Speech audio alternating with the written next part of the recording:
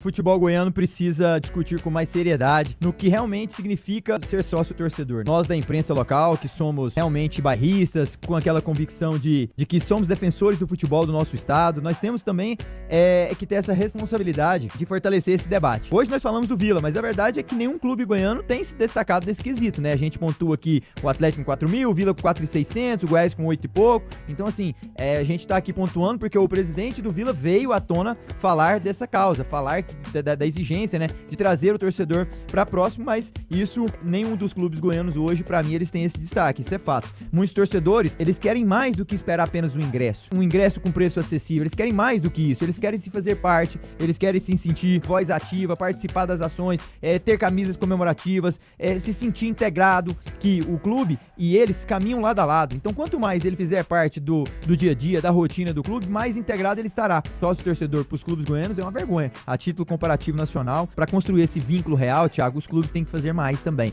Os clubes têm que oferecer mais benefícios, os clubes têm que integrar esse torcedor, integrar esse sócio de alguma maneira, bolar uma fórmula que os clubes ofereçam essas experiências, benefícios, reconhecimentos para o torcedor também, para que a gente haja um crescimento. O intuito aqui é crescer os números de sócio-torcedor. Então, tem que ter esse vínculo real, tem que ter uma contrapartida do clube. Você sabe me dizer quando foi a última vez que o Goiás perdeu pro Paysandu? O Goiás não perde pro Paysandu há muito tempo. Muito tempo. A última foi em 2005.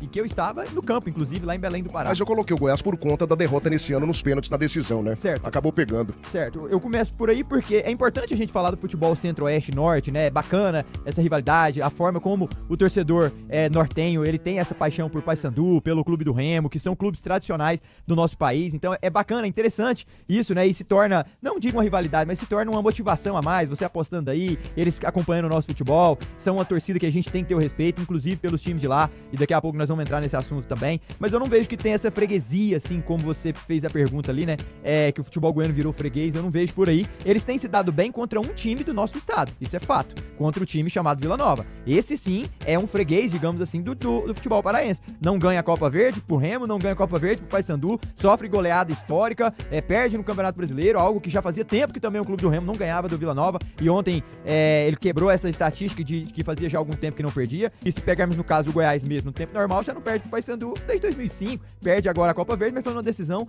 fatídica de pênaltis. Então, e também ganhou 2 anos atrás, se eu não me engano, uma Copa Verde em cima do próprio Paysandu. Então, a pergunta aí que eu penso que seria mais ideal era: o Vila Nova virou um freguês do futebol do Pará? Sim, o Vila virou um freguês e não futebol goiano. Conviveu com isso e nós também podemos conviver, um trabalhador normal. Primeiro ponto que a gente tem que analisar é o tamanho da proposta.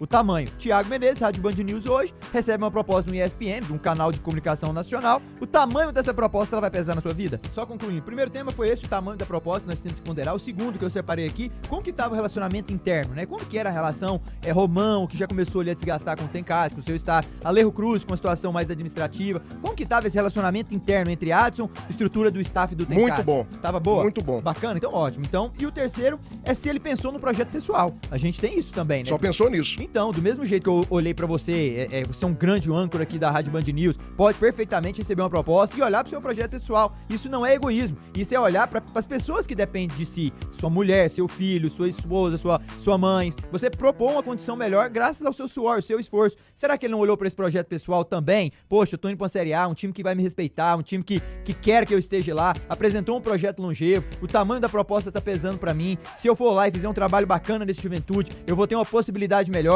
O Atlético tá passando por uma instabilidade, será que daqui, essa sequência difícil que eu tenho que bater o Remo, que é uma pedreira dentro de casa, depois eu já visito um América que, nossa senhora, recebo um Goiás, depois visito um Atlético Paranaense, recebo um Curitiba, meu Deus, se eu não for bem aqui, eu não posso nem estar aqui em junho em Goiânia, então pera lá, eu acho que eu vou, Adson, chega aqui, vamos ser sinceros, frontar um com o outro, normal, faz parte do dia a dia do futebol, Thiago, mas a gente tem que também ir com calma, às vezes a gente tá fazendo uma tempestade toda, onde não há motivos e razões pra fazer, ao menos eu consigo enxergar dessa forma, podem discordar de mim ou não, eu consigo enxergar um time que está 3 pontos a mais do que esteve na 7ª rodada do ano passado, um time que na 3ª rodada consecutiva está dentro do G4, um time que sai 6 pontos fora de casa e consegue 50% dos pontos, um time que perdeu um jogo que pra mim era normal, eu ainda quis ajudar analisando o confronto, falando que ia dar empate. O Vila perdeu pra um time que é invicto, caiu o Curitiba lá, perdeu, caiu o América Mineiro, perdeu, caiu o Vila Nova, perdeu, caiu o Amazonas, perdeu, ninguém Ninguém conseguiu bater esse clube do Remo. Então, com calma, pra que fazer tempestade onde não há?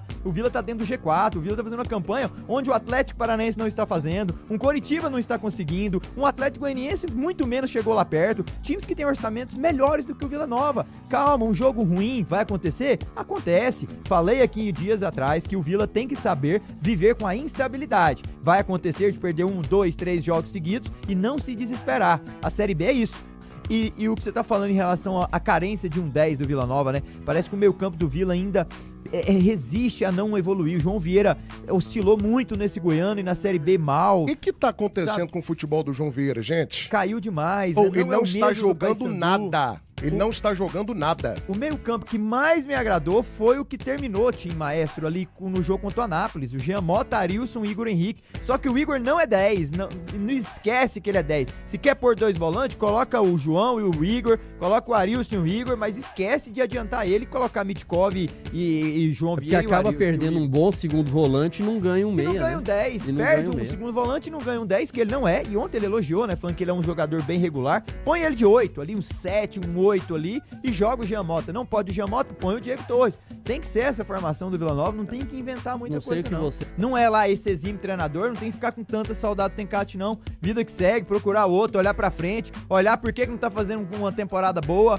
Passou aqui já 3 treinadores, amigão. Guanais, o outro interino, agora Tencate. Nenhum conseguiu fazer com que esse time, pelo menos, chegasse próximo dos 4 melhores da Série B, liderasse o Goiano, eliminado pelo Retrô na Copa do Brasil. Então é esse time grande que você tá falando aí, que já fez esses 5 primeiros meses aí do ano, ó, como um gatinho.